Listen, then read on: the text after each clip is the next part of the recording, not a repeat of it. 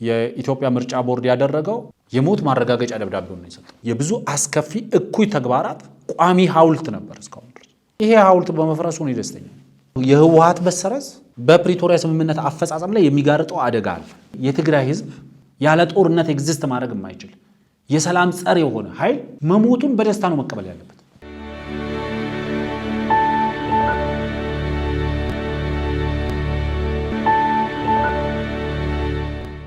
ሰላም ጤና ይስጥልን ውድ ተመልካቾቻችን፣ ዛሬም እንደተለመደው ዕለቱ በሚዲያው ላይ ምን እየተባለ ነው፣ ምን እየተወራ ነው፣ ምን አዲስ ነገር አለ የሚለውን ነገር የተወሰነ ጠቅለል አድርጌ ለማቅረብ ከእናንተ ጋር ቆይታ ለማድረግ ተገኝቻለሁ።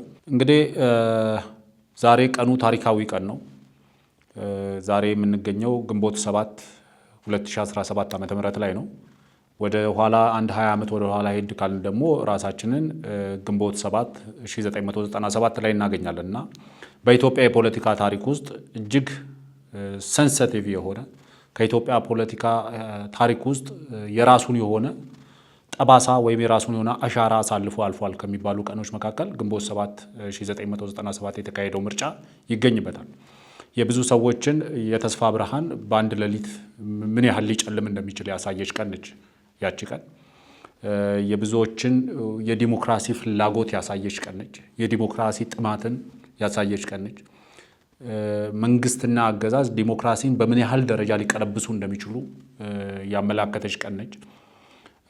አገዛዙን ከዛ በፊትና ከዛ በኋላ በነበረው ብሎ መለየት በሚያስችል ደረጃ አገዛዙ ላይ ለውጥ ያመጣች ሲስተሚክ በሆነ ደረጃ እንዴት አድርጎ የዲሞክራሲን በር ጠርቅሞ መዝጋት እንዳለበት አስተምረው ያለፈች፣ ከዛ በኋላ የተካሄዱ ምርጫዎችን የስሙላነታቸውን ሐላል አደባባይ ወጣ እንዲሆኑ ያደረገች ቀን ነች። በኢትዮጵያ ፖለቲካ ውስጥ ብዙዎች ከባድ የሚሉት ስህተቶች የተሳሳትንበት፣ ብዙዎቻችን ከዛ በኋላ ዳግም ወደ ዲሞክራሲ ለመመለስ በማንችልበት ደረጃ ማለት በሚቻል ደረጃ የዲሞክራሲ ጉዟችን ወደ ዲሞክራሲ ልናደርገው የምንችለውን ሽግግር ልንሸጋገርበት የምንችለውን ድልድይ የሰበረች ቀን ነች ያቺ ቀንና ብዙ ዜጎች እዚህ ሀገር ውስጥ በፖለቲካ ውስጥ አሁን ተሳትፎ እያደረገ ያለ የፖለቲካ ግንዛቤ ያለው በፖለቲካ ውስጥ የፖለቲካ ንባብ ያለው የታሪክ ንባብ ያለው ሰው ሁሉ እቺን ቀን የሚዘነጋት አይመስለኝም። ምክንያቱም ፖለቲካችንን ከዛ ነጥለን ማየት ስለማንችል እና ያቺ ቀን በብዙ መንገድ ማንሳት እንችላለን። በፐርሰናሊ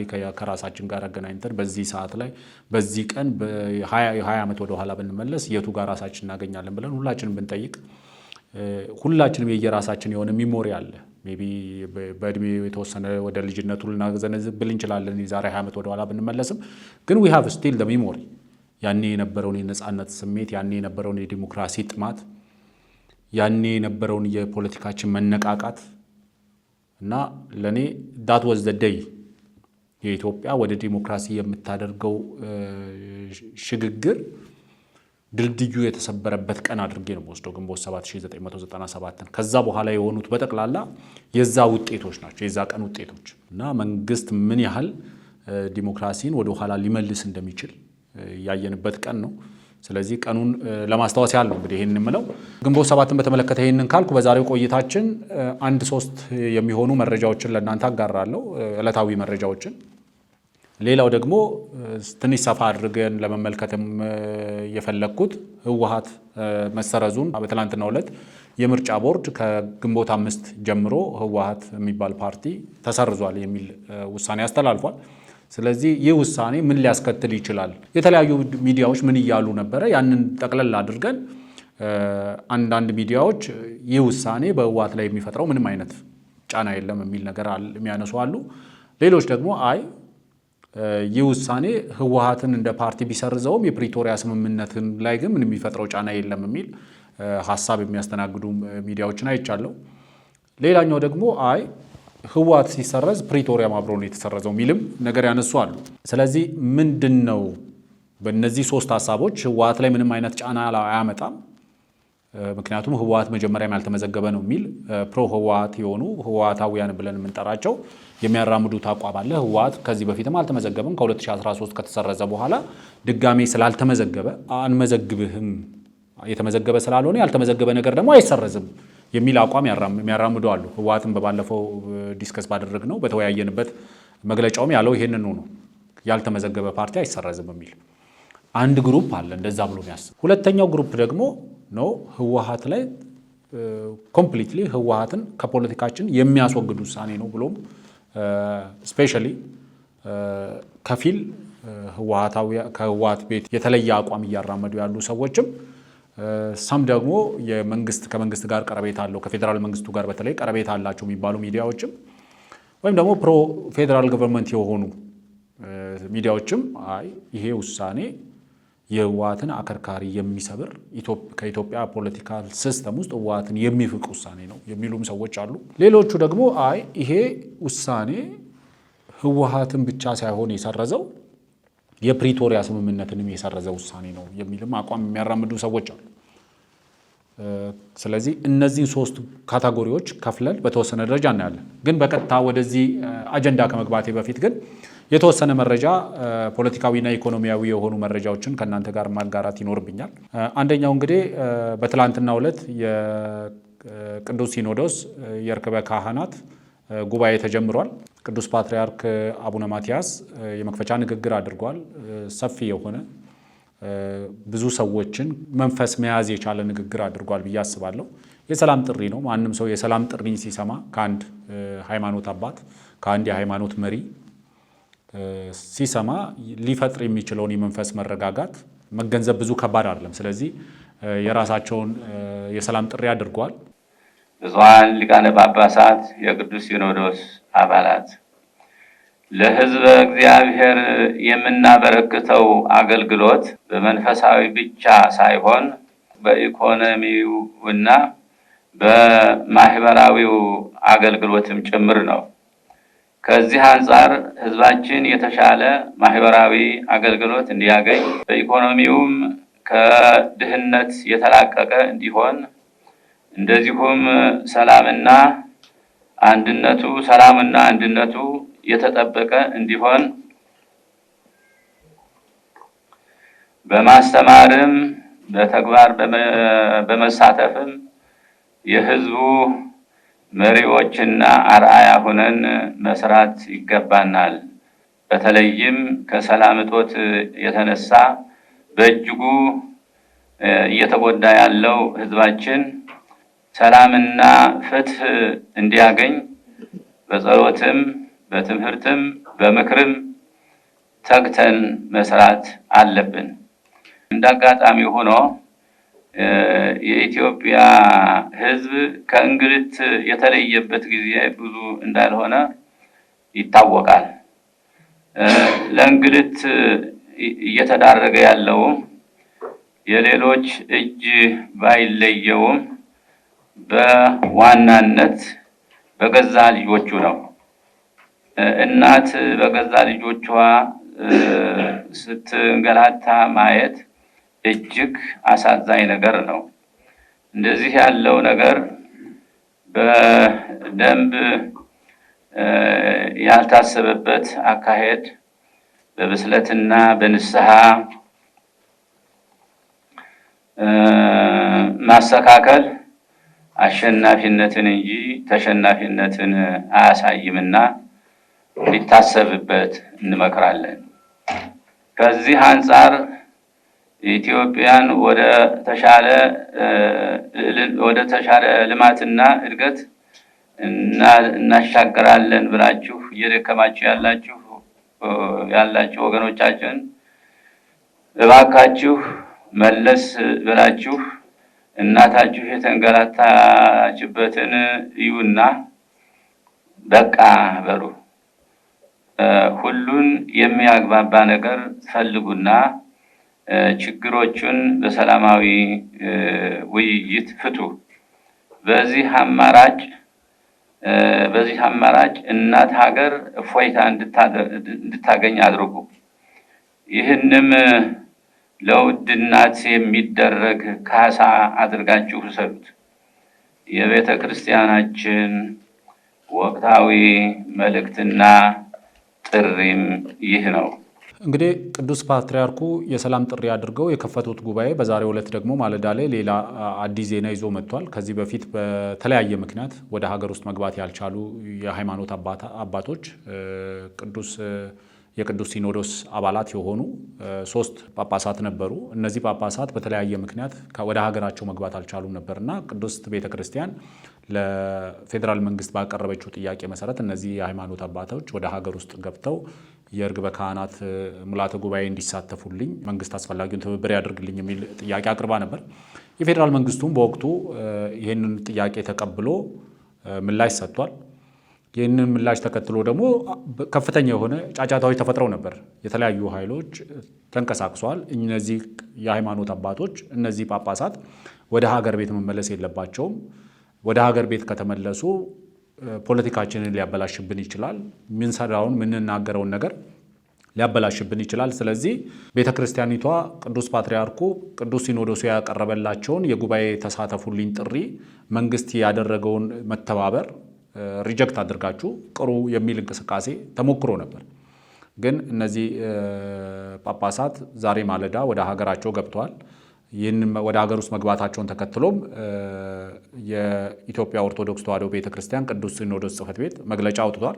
መግለጫውን እንደሚከተለው አነባል። በውጭ ሀገረ ስብከት ተመድበው ሐዋርያዊ አገልግሎታቸውን በመፈጸም ላይ የሚገኙ ብፁዕ አቡነ ጴጥሮስ ዶክተር የቅዱስ ሲኖዶስ ዋና ጸሐፊ፣ የኒውዮርክና አካባቢው ሀገረ ስብከት ሊቀ ጳጳስ፣ ብፁዕ አቡነ ቴዎፍሎስ ዶክተር የሰሜን ካሊፎርኒያና አካባቢው ሀገረ ስብከት ሊቀ ጳጳስ፣ ብፁዕ አቡነ ያዕቆብ የጆርጂያና አካባቢው ሀገረ ስብከት ሊቀ ጳጳስ ወደ ሀገር ቤት በመግባት ዓመታዊ የቅዱስ ሲኖዶስ ምልዓተ ጉባኤን እንዲሳተፉ ቅድስት ቤተ ክርስቲያናችን በቅዱስ ሲኖዶስ በኩል ጥያቄ ማቅረቧ ይታወቃል። መንግስትም ሀገራዊ ተቋማትን ለማጠናከር ያለውን ቁርጠኝነት የጸና መሆኑን በገለጸበት መግለጫ እንደተመለከትነው የሀገራችን ሰላምን ለማጽናት የቅድስት ቤተ ክርስቲያናችንን የታሪክ ገጽታ ለመጠበቅ ተቀራርቦ መነጋገር የተሻለ መፍትሄ መሆኑን ተረድቶ 3ቱ ሊቃነ ጳጳሳት ወደ ሀገር ገብተው የቅዱስ ሲኖዶስ ጉባኤን እንዲሳተፉ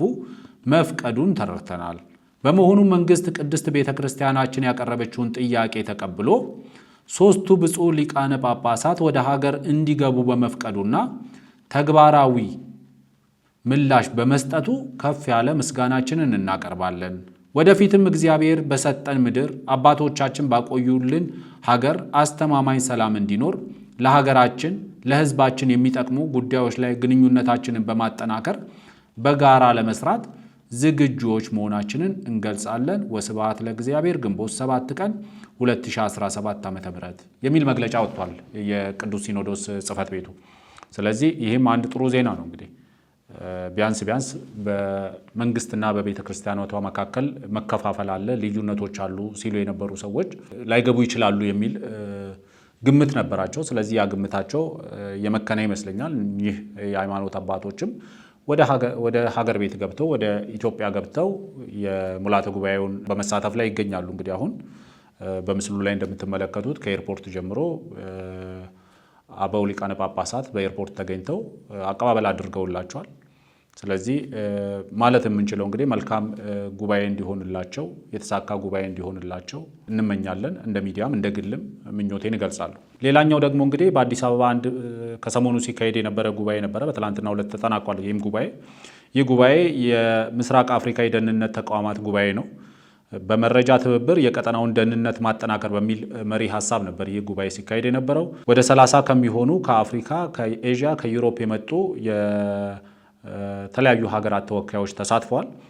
የደህንነት ስጋቶችን ቀድሞ ለመከላከል የሚያስችል የመረጃ ልውውጥ እንዲኖር ከመግባባት ላይ መደረሱም ተዘግቧል። በዚህ ጉባኤ ላይ የጉባኤው ተሳታፊዎችም እንግዲህ የህዳሴ ግድብን ሄደው የመጎብኘት እድል ተመቻችቶላቸዋል። ሄደውም ጎብኝተዋል።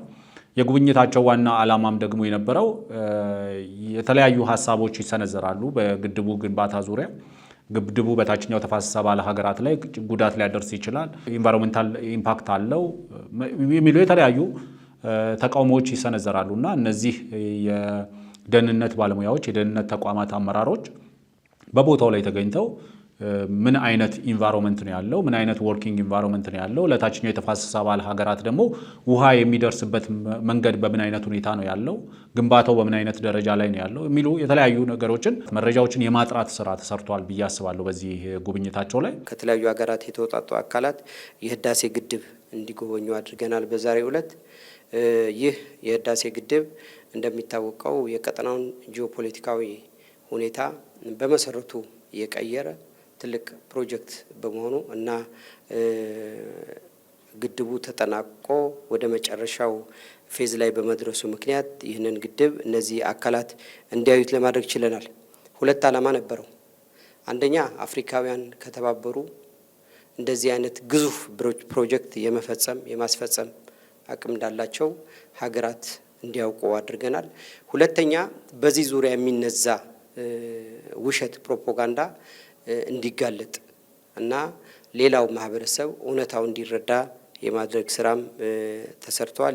This is my third time to come and see this great major project in which the benefit goes to the entire region. The dam have a lot of significance in terms of regional integrations. The power supply that will be here from here and the one that I have seen today have culminated my recent visit, and therefore I want to congratulate the Ethiopian government and the people for this great job. And we can actually see from the background that the water is enough. The water is flowing downstream, and I don't think that there is actually a fear from the neighbors in terms of the water flow. So this is a great job, and I want to once again thank the engineering team for continue working to finish the project. I'm so happy because I start this project now from the start. Today I'm seeing the final stage. I'm so grateful. ስለዚህ ይሄም አንድ በአዲስ አበባ ውስጥ ካሉ ሁነቶች በትላንትናው ዕለት ከተጠናቀቁ ሁነቶች መካከል እንግዲህ ሌላኛው ነው። ከዚህ ደግሞ ወጣ ብለን ደግሞ የምናገኘው ትላንትና ዜናችን እንዳመላከት ነው የኢንቨስት ኢን ኢትዮጵያ 2025 ፎረም በአዲስ አበባ ተካሂዶ ስኬታማ በሆነ መንገድ ተካሂዷል። በዛ ፎረምም ላይ ወደ 1.6 ቢሊዮን ዶላር የፎሬን ዳይሬክት ኢንቨስትመንት ማስፈረም ተችሏል። በዛሬው ዕለት ደግሞ ሌላ ፎረም በመዲናችን አዲስ አበባ ተጀምሯል። ይህ ፎረም የኢትዮጵያን ፋይናንስ ፎረም ነው።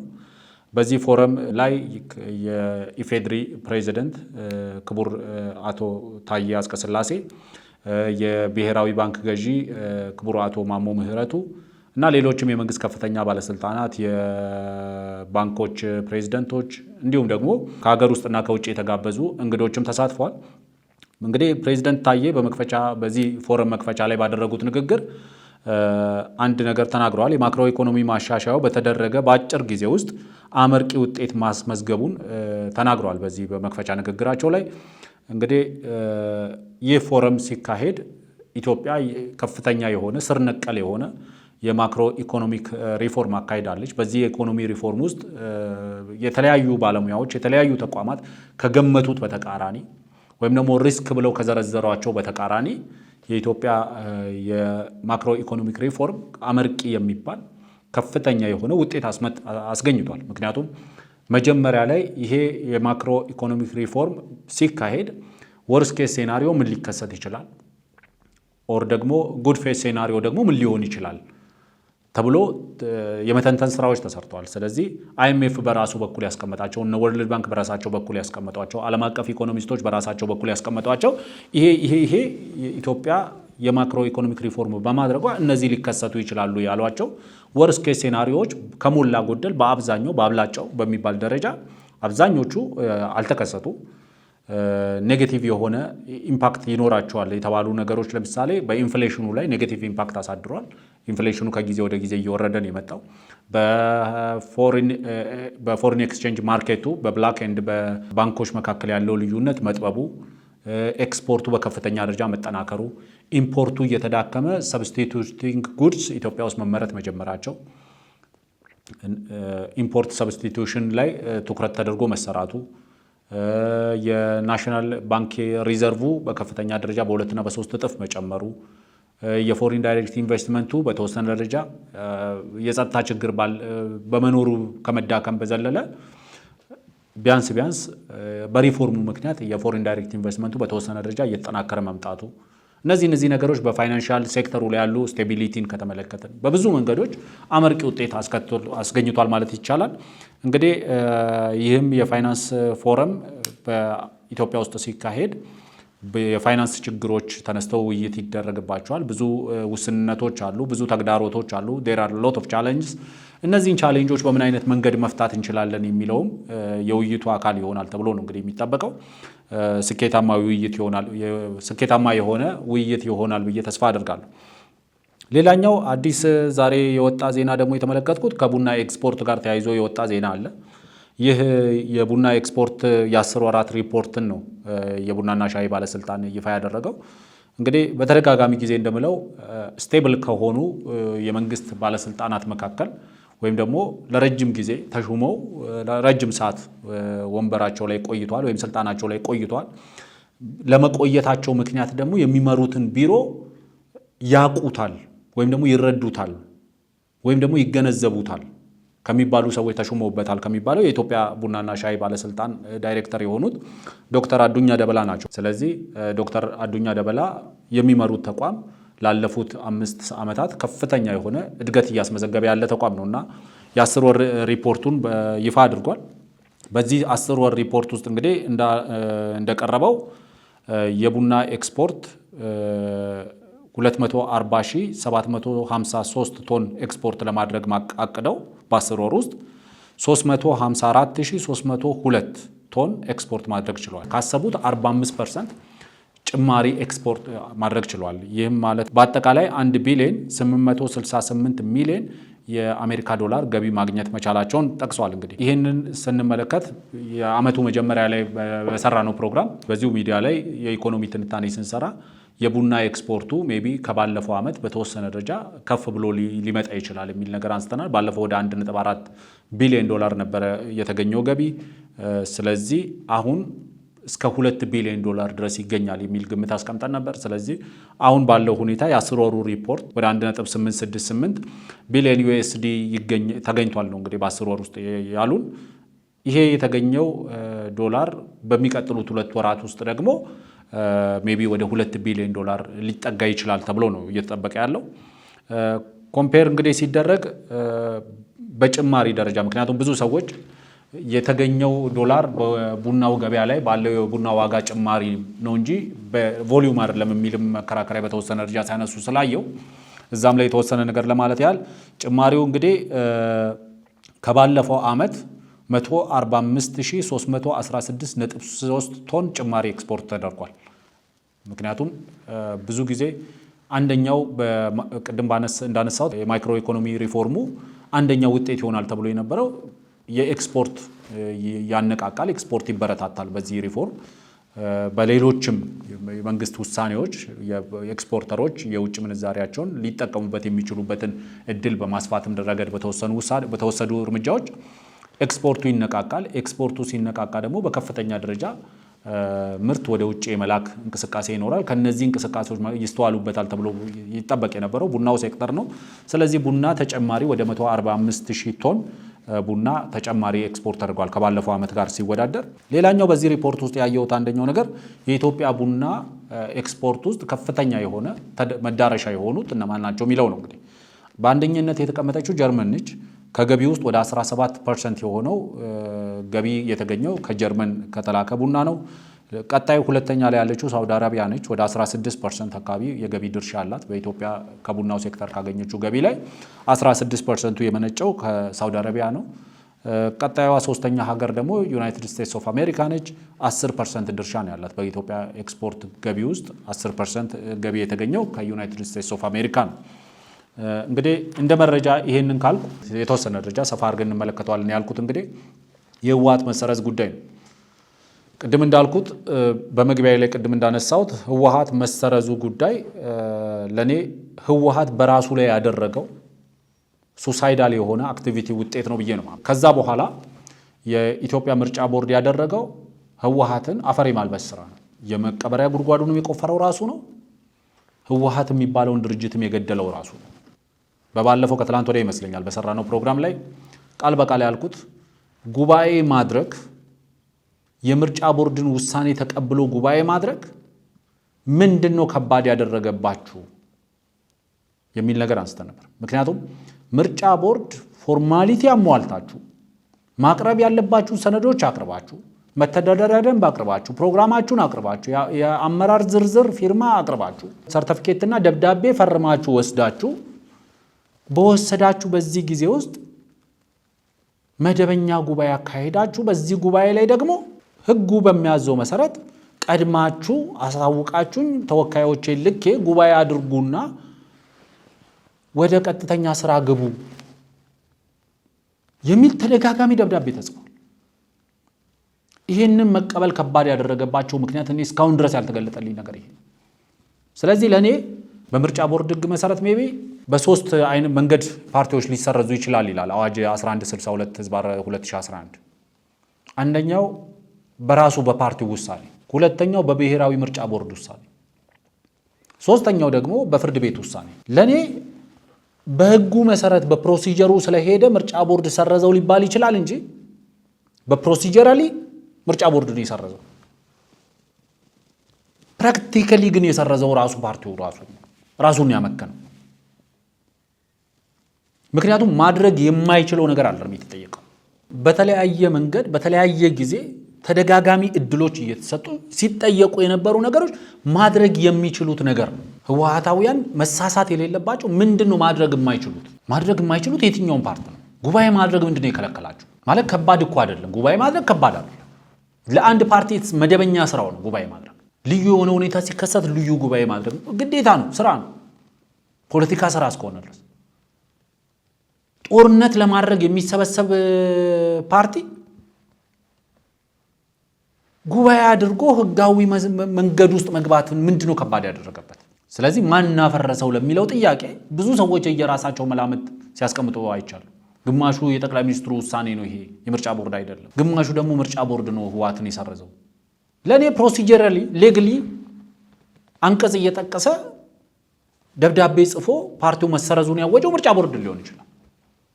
ፕራክቲካሊ ግን ምርጫ ቦርድ ይሄን ውሳኔ እንዲወስን እያስገደደ እጅ እየጠመዘዘ እዚህ ውሳኔ ላይ እንዲመጣ ያደረገው ራሱ ህወሓት። ስለዚህ በምርጫ ቦርድ አዋጅ 1162/2011 መሰረት በሁለት ምክንያት ነው ይሄ ፓርቲ የተሰረዘው ነው ብለው ሌጋሊ ኤንድ በፕሮክላሜሽን በአዋጅ ደረጃ በአሰራር ወይ አንቀጽ በመጥቀስ ቴክኒካሊ ያፈረሰው ሜቢ ምርጫ ቦርድ ሊሆን ይችላል የሰረዘው።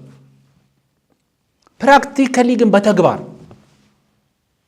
ቃለ ጉባኤ ባይፈርምም በተግባር ግን ፓርቲውን ያፈረሰው ፓርቲውን የሰረዘው ራሱ ህወሓት። ቅድም እንዳልኩት የራሱን መቀበሪያ ጉድጓድም የቆፈረው የራሱን መቀበሪያ ሳጥንም የገዛው ራሱንም የገደለው ራሱ ፓርቲው። the final thing ያደረገው ምርጫ ቦርድ ያደረገው አፈር ማልበስ ነው። ምክንያቱም ፖለቲካ ድርጅት እንደ ሰው ከታየ ህወሓት ያደረገው ይሄ ህወሓትን የሰረዛት ምርጫ ቦርድ በቃ ህጋዊ የሆነውን ነገር ነው ሄደው ዴት ሰርቲፊኬቱን ነው የሰጠው፣ የሞት ማረጋገጫ ደብዳቤውን ነው የሰጠው። ምክንያቱም አንድ ፓርቲ አክቲቭ ነው የሚባለው ጉባኤ ሲያደርግ ነው። አክቲቭ ነው የሚባለው ህግን ሲያከብር ነው። አክቲቭ ነው የሚባለው ለአባላቱ ለመተዳደሪያ ደንቡ ተገዢ ሲሆን። ሙላተ ጉባኤ ተሰብስቦ ህግ ካላከበረ ጉባኤ አይደለም። ህግና ስርዓት አለው ጉባኤ ሲካሄድ። ዳስ ዋይ ምርጫ ቦርድ ያስፈልገው ለዛ ነው፣ ይሄን እንዲከታተል ይሄን እንዲቆጣጠር። ለኔ ህወሓት መቼ ነው ራሱን ያፈረሰው ሲባል የፌዴራል መንግስቱን ያጠቃቀ አንድ ወዳጄ 2011 አካባቢ የጻፍኩትን ጽሁፍ ልኮልኝ ሐሳብ ተሳካ የሚል ነገር ያለው ነገር ልኮልኝ ነበር። አዎ ህወሓት እንደ ፓርቲ ከኢትዮጵያ ፖለቲካል ሲስተም እንዲወገድ ይፈልግ ነበር።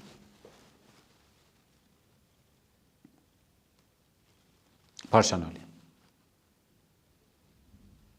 ምክንያቱም የብዙ ነገሮች የብዙ አስከፊ እኩይ ተግባራት ቋሚ ሐውልት ነበር እስካሁን ድረስ። ስለዚህ ይሄ ሐውልት በመፍረሱ ነው ደስተኛ፣ በግሌ ደስተኛ። ያኔም ስለው የነበረው ህወሓትን ከትግራይ ህዝብ ጋር ማጣብቆ ማየት አይቻልም።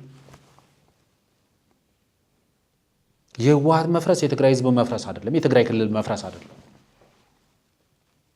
የትኛውም የፖለቲካ ድርጅት ራሱን ከህዝብ ጋር ማጣበቅ የለበትም። ህዝብ ሊደግፈው ላይደግፈው ይችላል፣ ሊቀበለው ላይቀበለው ይችላል።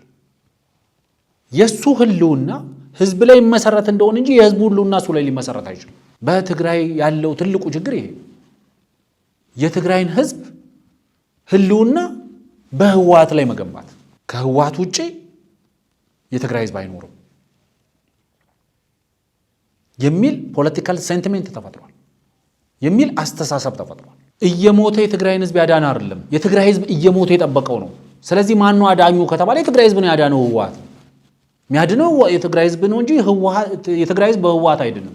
ስለዚህ ለኔ ህወሓት የሞተው፣ ህወሓት የፈረሰው፣ ህወሓት የተሰረዘው መሳሪያ አንስቶ የፌዴራል መንግስቱ ታጣቂዎች ላይ፣ የፌዴራል መንግስቱ ወታደሮች ላይ ጥቃት የሰነዘረ ቀን። ህወሓት አሁን አዘኔታ፣ ትብብር፣ ድጋፍ የሚጠይቀው የሙት ልጅ ነኝና እናት አባቱን ገድሎ ሲያበቃ የጥፋት ማቅለያ ብሎ የሙት ልጅ ነኝና ብሎ እንደሚያቀርበው ሰው ህወሓት ድርጅቱን ያፈረሰው ፖለቲካል ድርጅት መሆኑን ቀርቶ የወንጀል ድርጅት ወደ መሆን የተሸጋገረ ቀን ነው። ድርጅቱ ህወሓት የሚባለው የፖለቲካ ድርጅት ያፈረሰው የገደለው ያኔ ነው። ከዛ እንደው ከእንትን ተምሮ ሊሆን ይችላል ምናምን ተብሎ ከጦርነቱ በኋላ ፕሪቶሪያ ላይ ተቀምጦ እንደገና እንደው ፖለቲካ ድርጅት ከሆነ የወንጀል ተግባሩን ካቆመ ተብሎ ፕሪቶሪያ ሰከንድ ቻንስ ሰጠው፣ እንደ ድርጅት ራሳቸውን ሪኦርጋናይዝ ማድረግ ከተቻለ ተብሎ። እነሱ ግን የፖለቲካ ስም የወንጀል ተግባር ይዘው ነው መቀጠል የፈለጉት። ላለፉት 2 እና 3 ዓመታት የበጡበት መንገድ ያ ነው። የወንጀል ተግባራቸውን የሸፈኑት ደግሞ የትግራይ ህዝብ ህልውና ደህንነት ለመጠበቅ የሆነን ኃይል ታጠቃለ፣ ከዛ ሸሽተህ ህዝብ ውስጥ ትደበቃለ፣ ከዛ ህልውናችሁን ልጠብቅላችሁ ትላለህ። መጀመሪያ የህልውና አደጋ ትግራይ ላይ የሆነው ህወሓት፣ ያን የህልውና አደጋ ያመጣው ህወሓት። ሁለተኛው መጥራት ያለበት ደግሞ ህወሓት መስተረዝ፣ የህወሓት መሞት፣ ፖለቲካል መሞት ከትግራይ ህዝብና ከትግራይ ክልል ጋር አጣብቆ የማየት ነገር አለ።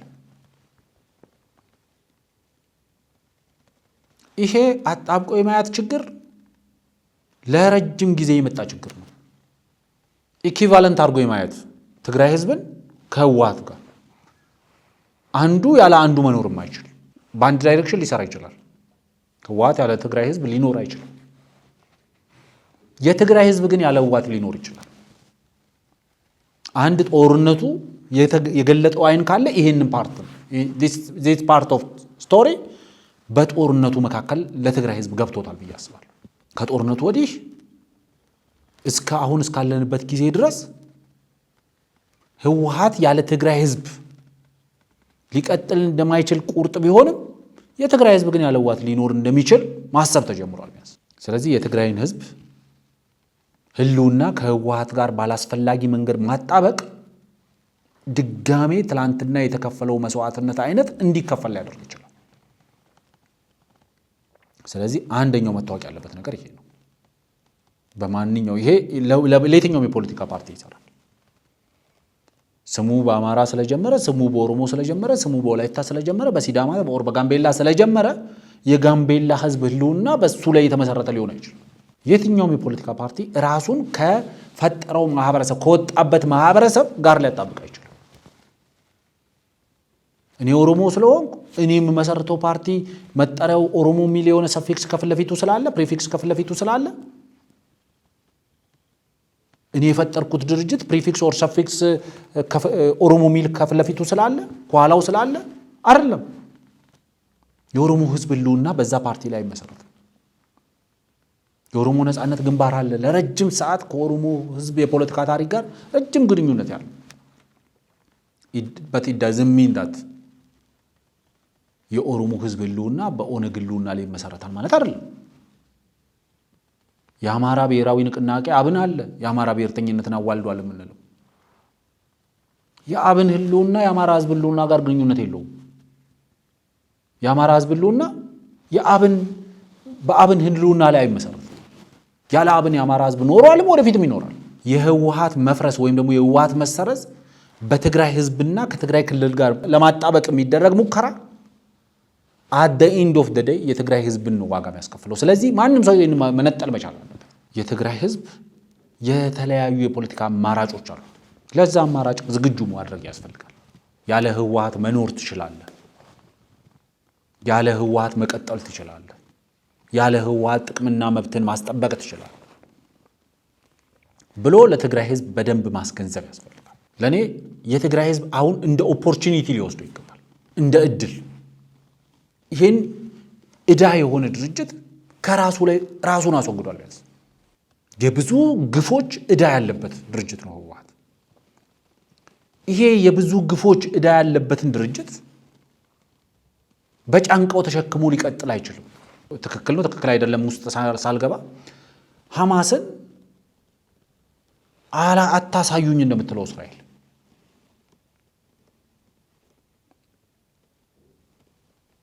ለኔ it's like ሐማስ ነው። በቃ ለትግራይ ህዝብ የህልውና አደጋ ነው ህወሓት።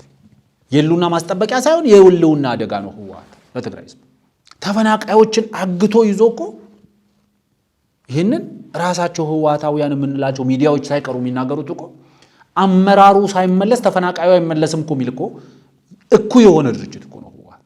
ስለዚህ የትግራይ ህዝብ ይህን እንደ ድል ነው ሊጠቀምበት የሚገባው። ቀጣዩ ሶስተኛው ነጥብ ደግሞ አውትካሙ ምንድን ነው የሚሆነው? አውትካሙ እሺ ህወሓት እንዴት ተሰረዘ የሚለውን አይተናል። የህወሓት መሰረዝ በትግራይ ህዝብ እንዴት ሊጠቀምበት ይገባል የሚለውን በተወሰነ ደረጃ አይተናል።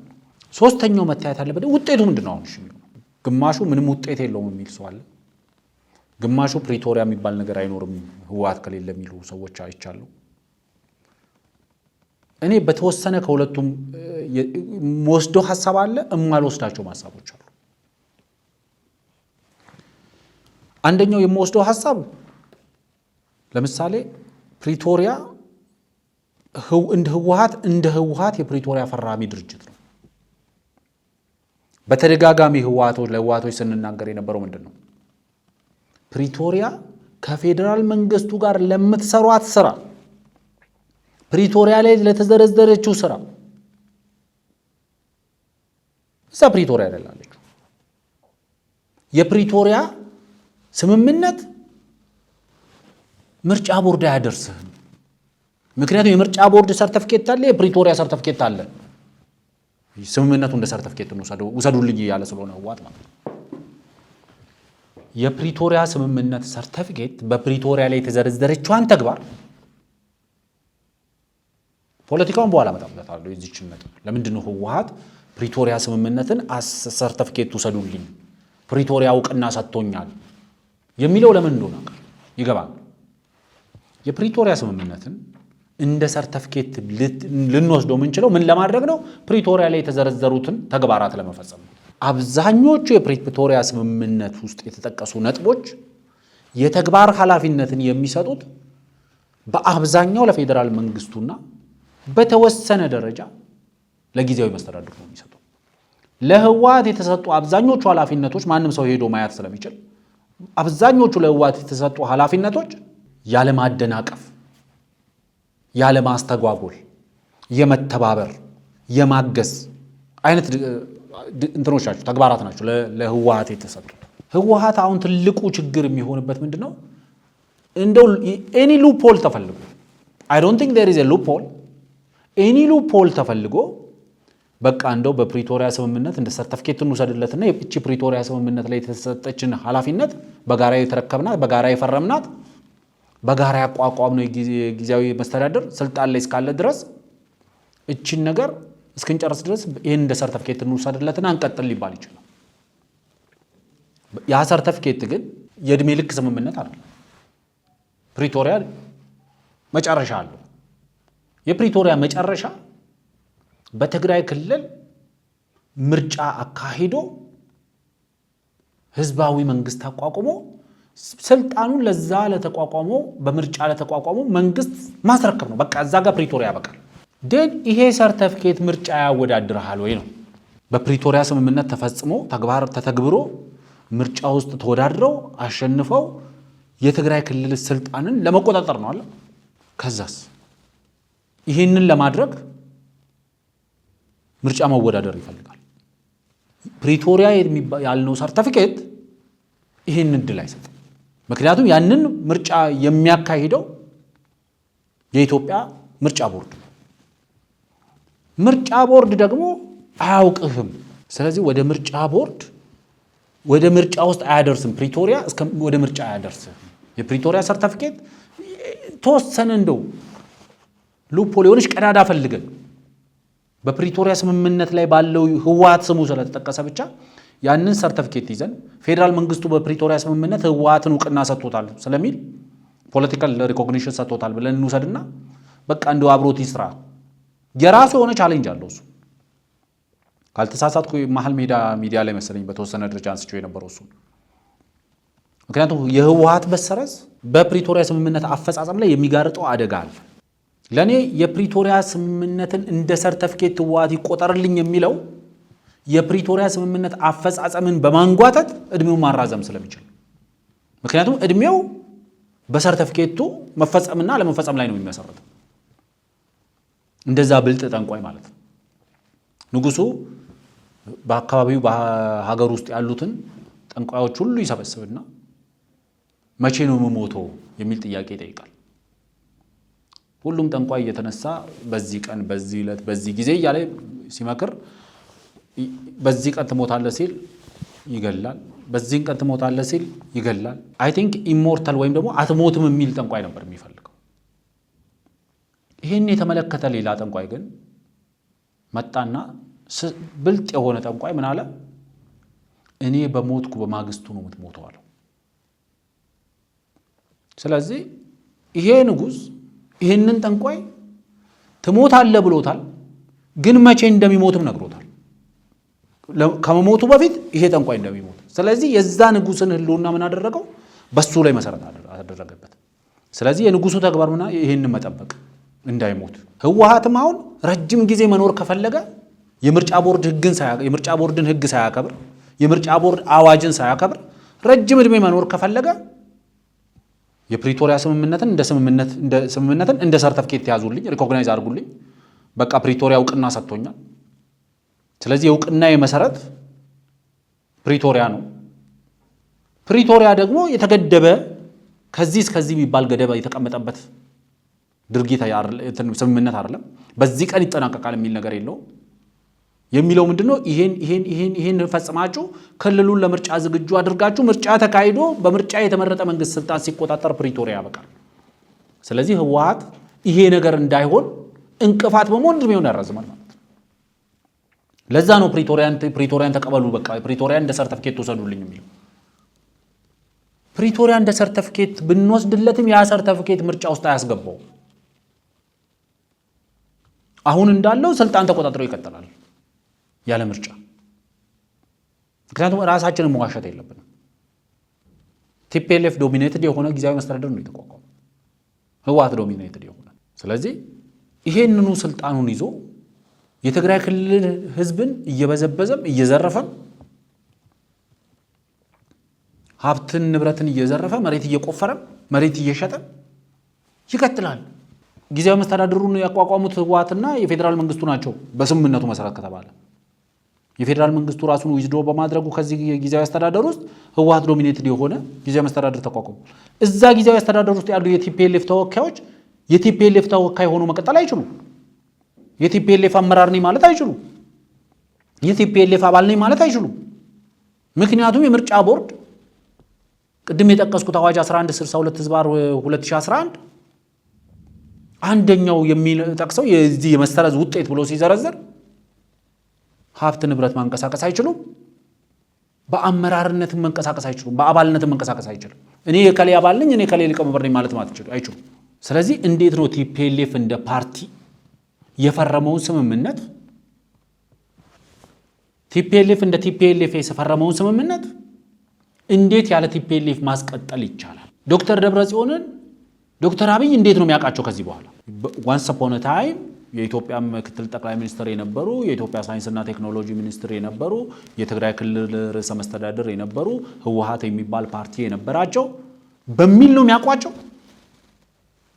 እንዴት ነው የሚያውቋቸው? ምክንያቱም ህጋዊ የሆነ መንግስት ነው። የጠቅላይ ሚኒስትር አብይ አህመድ መንግስት ህጋዊ መንግስት ነው። የትኛውም ህጋዊ መንግስት አብሮት የሚሰራው ህጋዊ ከሆነ ድርጅት ህጋዊ ከሆነ ግለሰብ ጋር። ስለዚህ እንደ ግለሰብ አልፈረሙም፣ እንደ ቲፒኤልኤፍ ነው የፈረሙት። አሁን እንደ ቲፒኤልኤፍ ተፈርሞ ሲያበቃ ከዚህ በኋላ ያሉ የቀሩ ስራዎችን ከማን ጋር ነው የሚያልቀው? ጊዜያዊ አስተዳደሩ የሚሰራው ስራ ብዙ ሰዎች አሁን ለምሳሌ ጊዜያዊ አስተዳደሩ ነው የሚሰራው። ጊዜያዊ አስተዳደሩ ማን ነው? ህወሓት አይደለም? ህወሓታውያን አይደሉም እዛ ጊዜያዊ አስተዳደር ውስጥ ያሉት? በህወሓት ውክልና አይደለም የገቡት? ስለዚህ የምርጫ ቦርድ ውጤት የተባለው የፕሮክላሜሽን 1162 ህዝባር 2011 አንቀጽ 99 ላይ የተቀመጠውን ካየን ውጤቱ በአባልነት መንቀሳቀስ አይቻልም፣ በህወሓት አባልነት ስም መንቀሳቀስ አይቻልም። ስለዚህ ይሄንንስ እንዴት ነው የሚታየው ነው ጥያቄ። ጊዜያዊ አስተዳደሩ እንዴት ነው ከዚህ በኋላ መቀጠል የሚችለው?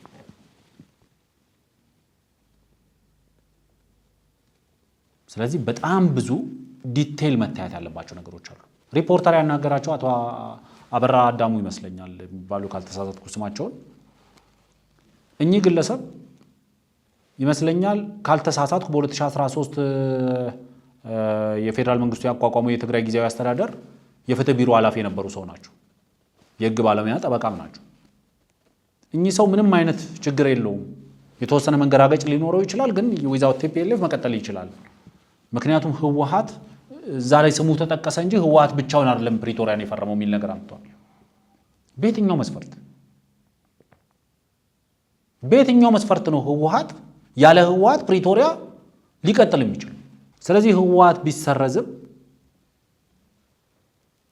ያለ ማደናቀፍ ግዴታውን እስከተወጣ ድረስ የፌዴራል መንግስቱ ተፈናቃዮችን እያነሳ ወደ ተፈናቀሉበት ቀዬ መመለስ እስከቻለ ድረስ በየካምፕ ውስጥ ያሉትን ታጣቂዎች ትጥቅ ያስፈታ ወደ ታድሶ ማዕከላት ማስገባትና ወደ መደበኛ ህይወታቸው መመለስ እስከቻለ ድረስ ሊቀጥል ይችላል።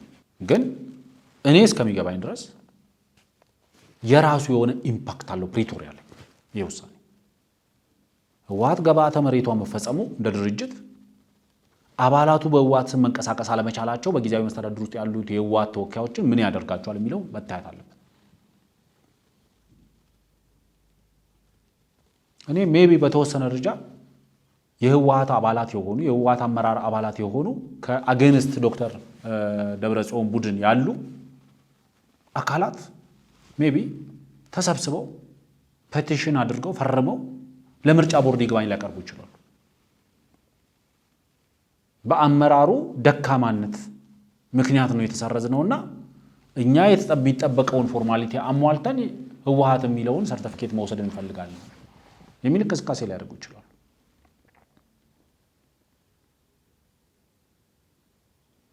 አንደኛው መንገድ ሊሆን የሚችለው ይሄ ነው። ምክንያቱም ይሄን አይከለክልም አዋጁ። ምክንያቱም አሁን የህወሓት ጣፈንታ አሁን ያለበት ደረጃ ላይ የደረሰው በጥቂት የህወሓት አመራሮች ውሳኔ ነው፣ በማጆሪቲ ውሳኔ አይደለም። ምክንያቱም ህወሓት እንደ ፖለቲካ ድርጅት ኤግዚስት ለማድረግ የግድ የምርጫ ቦርድን ሰርቲፊኬት ይፈልጋል። ካልሆነ ከዚህ በኋላ ኤግዚስት ሊያደርግ የሚችለው እዚህ የሲቪክ ማህበራት ምናምን የሚባል አለ አይደል? የበጎ አድራጎት ድርጅቶች ምናምን እንትን የሚያደርግ እዛ መጥቶ ሜቢ በህወሓት ስም ሰርቲፊኬት ከጠየቀና ያ ሰርቲፊኬት ካለው በዛ ሰርቲፊኬት ከመንግስት ጋር ሊቀጥል ይችላል፣ ከመንግስት ጋር አብሮ ሊሰራ ይችላል። የሲቪክ ማህበራት ምናምን የሚባለው ድርጅት ጋር ማለት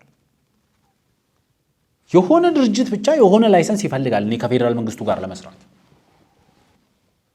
ካልሆነ ፌዴራል መንግስቱ ከማጋ ነው እየሰራ ያለው ነው ልንል የምንችለው። ህገወጥ ከሆነ ድርጅት ጋር፣ ላይሰንስድ ካልሆነ ድርጅት ጋር፣ ህግና ስርዓት ከማያከብር ድርጅት ጋር ዛሬ ላይ ተቆሞ የህወሓት አባላት ዛሬ አይ በቃ ፕሪቶሪያን ነው መንግስት ያፈረሰው። ኖ ፕሪቶሪያን እናንተ እኮ አፈረሳችሁ። በማፍረሳችሁ ምክንያት እኮ ነው አንደኛው እኮ ይሄ ዴስ ሰርቲፊኬት ይወጣባችሁ። ይሄ ዴስ ሰርቲፊኬት የተሰጣችሁ እኮ በማፍረሳችሁ ነው። ህገ መንግስቱን እናከብራለን ነው ፕሪቶሪያ ላይ ያላችሁት። ህገ መንግስታዊ ተቋማትን እናከብራለን ነው ያላችሁት። ህገ መንግስታዊ ተቋማቱን የሚተዳደሩበትን ህግና አዋጆች እናከብራለን ነው ያላችሁት። እሺ እቺን አክብሩ፣ የምርጫ ቦርድን እቺን አክብሩ ስትባሉ አናከብርም ካላችሁ የዛን ቀን ነው ፕሪቶሪያን የገደላችሁት። ህገ መንግስት አናቅም ፕሪቶሪያን ነው የምናውቀው እንጂ ህገ መንግስቱን አናውቅም። that's the only ድልድይ በኢትዮጵያ መንግስትና በትግራይ ክልል መካከል ያለው ድልድይ ፕሪቶሪያ ነው፣ ሌላ ነገር የለም፣ የሚያገናኘን ነገር ሌላ የለም ስትሉ ነው ፕሪቶሪያን የገደላችሁት። ፕሪቶሪያን ከፍ ያደርጋችሁት መስሏችሁ ሊሆን ይችላል። አይደለም፣ ፕሪቶሪያን የዛን ቀን የገደላችሁት ከህገ መንግስቱ ውጪ ስታደርጉት። እየቆጠርኩ ነበር more than 65% የፕሪቶሪያ አንቀጾች ህገ መንግስቱ ሪፈር ያደርጋሉ፣ ህገ መንግስቱን ኮንሲደር ያደርጋሉ። እነዚህ ሁሉ ያለ ህገ መንግስቱ ባዶ ይሆናሉ ማለት ነው። ፕሪቶሪያ ዋን ፔጀር ይሆናል ማለት ነው። ፕሪቶሪያን ያከበራችሁ የምትመስሏችሁ፣ ፕሪቶሪያን እንደ ትልቅ ነገር አይታችሁ፣ ፕሪቶሪያ ብቸኛ ድልድይ ነው እኛን የሚያገናኘን ስትሉ ፕሪቶሪያን አፍርሳችሁታል። የምርጫ ቦርድ ውሳኔን አንቀበልም ስትሉ ፕሪቶሪያን አፍርሳችሁታል። የተፈናቀሉ ዜጎች ወደ ቀያቸው ይመለሱ ሲባል አይ ፖለቲከኞቹ ካልተመለሱ የተፈናቀሉ ፖለቲከኞችም ስላሉ እነሱ ቅድሚያ ይመለሱ፣ እነሱ ባልተመለሱበት ሁኔታ ተፈናቃዮች አይመለሱ እና ምንድነው አማራጩ? በየድንኳን ውስጥ የቀን ሐሩር የሌሊት ቁር እየተፈራረቀባቸው መኖር በአስቸጋሪ ሁኔታ ውስጥ። ትጥቅ ይፈታ እግር ጉተታ። ይህን ስታደርጉ ፕሪቶሪያን አፍርሳችሁታል። ባለፈው እያልን ነበር አለሽ መስሎሻል ተበልተሻል አልቀሻል እየተባለ ፕሪቶሪያን እየተዘወረ የሚዘመርበት ጊዜ ላይ ነን አሁን ያለው። አሁን በበኋላ ላይ ቆርቆር ነው የመጣው ወይ ደግሞ በእንቅርት ላይ ጆሮ ደግፍ።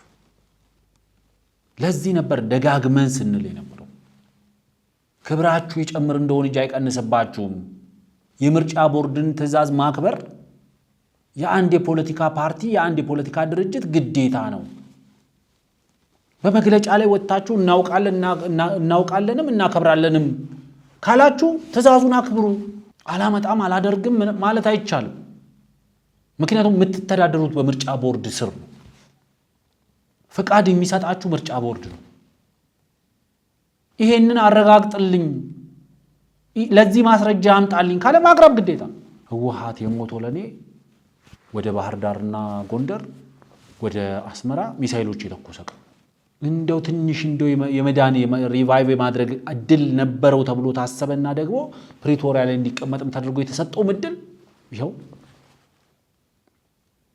እንደዚህ አድርጎ አባክኖታል።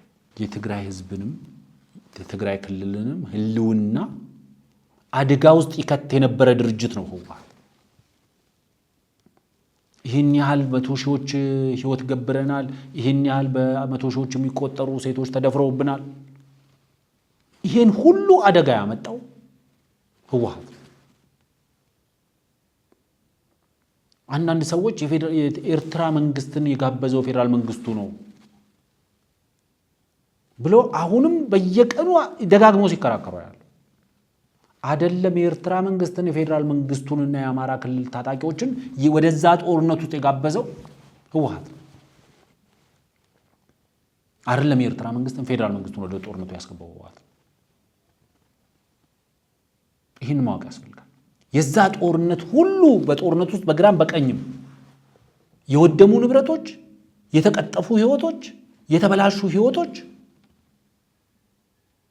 የተመሰቃቀለ ኑሮ የህወሓት ተግባር ውጤት ናቸው። ኢርሪስፔክቲቭ ኦፍ ማን አደረጋቸው የሚለውን ተተማል። ስለዚህ የትግራይ ህዝብ ይሄ የህልውናው ስጋት የነበረ ይሄ የበላባይ ስብስብ የሆነ ዘርፎ አደር የሆነ ሰርቆ አደር የሆነ ያለ ጦርነት ኤግዚስት ማድረግ የማይችል የሰላም ጸር የሆነ ኃይል መሞቱን በደስታ ነው መቀበል ያለበት። አሁን በህወሓት ስም አንዲት ንብረት ትግራይ ውስጥ መንቀሳቀስ አትችልም። የትግራይ ህዝብ ይህን ማስቆም ይችላል። የፌደራል መንግስቱ ይህን ለማስቆም ብዙ ዋጋ መክፈል ያለበት አይመስልም። የትግራይ ህዝብ ይህን ማስቆም ይችላል። የተዘረፈ ሀብት ነው እያለም ልክ ማስገባት ይችላል። ባንኮች ገንዘብ ማንቀሳቀስ አይችልም። በህወሓት ስም የተመሰረቱ የተደራጁ ድርጅቶችም ካሉ አገልግሎት አይኖራቸው። የወንጀል ድርጅት ነው። በቃ ከዚህ በኋላ የሚያደርጋቸው እያንዳንዱ እንቅስቃሴ ወንጀል። የሚበላኝን አሞራ ሲዞረኝ ነው ማቀው የሚባል ተረት አለ። እንደዚህ አይነት ተረት ካለው ማህበረሰብ እንደነዚህ አይነት የድንቁርና ጌታ የሆኑ እንዴት እንደተፈጠሩ ግራ ነው። እሱ ሰርቲፊኬት ላለመውሰድ በገባው አተካሮ ጦርነት ሊመጣ ነው፣ ጦርነት ነው የታወጀብህ። ጦርነትን የምትጠላ ከሆነ አይደለም ህጋዊ ነገር ህገወጥ የሆነ ነገር አድርግ ከተባልክ ጦርነትን ማስቀረት የሚችል ከሆነ ማድረግ የተሻለ ነው። አይደለም ህጋዊ ነገር ጦርነት ከዚህ አይቀልም። ጉባኤ ከማድረግ ጦርነት ቀላል አይደለም። ጉባኤ ማድረግ ቀላል። ቅድም እንዳልኩ ለጦርነት ሳይቀር ጉባኤ የሚቀመጥ ድርጅት ፎርማሊቲ ለማሟላት ሌጋል ፎርማሊቲ ለማሟላት እንዴት ስብሰባ መቀመጥ ከባድ ይሆንበታል? ስብሰባ ባለመቀመጤ ምርጫ ላይሰንስ የሚሰረዝ ከሆነ ወይም ደግሞ ላይሰንስ የምነፈቅ ከሆነ ወደ ጦርነት ልናመራ እንችላለን። በዚህ ጦርነት ውስጥ ዋጋ ስለሚከፍለው ህዝብ አያስብም። ለዚህ ነው የትግራይ ህዝብ የህልውና አደጋ ህወሓት የህልውናው አደጋ የሆነው ህወሓት መወገድን የትግራይ ህዝብ ሊተባበር ይገባል። ይህንን ካልኩ ይበቃል። ነገ በተመሳሳይ ሰዓት በተመሳሳይ ቦታ በተለየ አጀንዳ እንገናኛለን ብዬ ተስፋ አድርጋለሁ። እስከዛው ድረስ ስለነበረን ቆይታ እያመሰገንኩ ጤና ይስጥልኝ።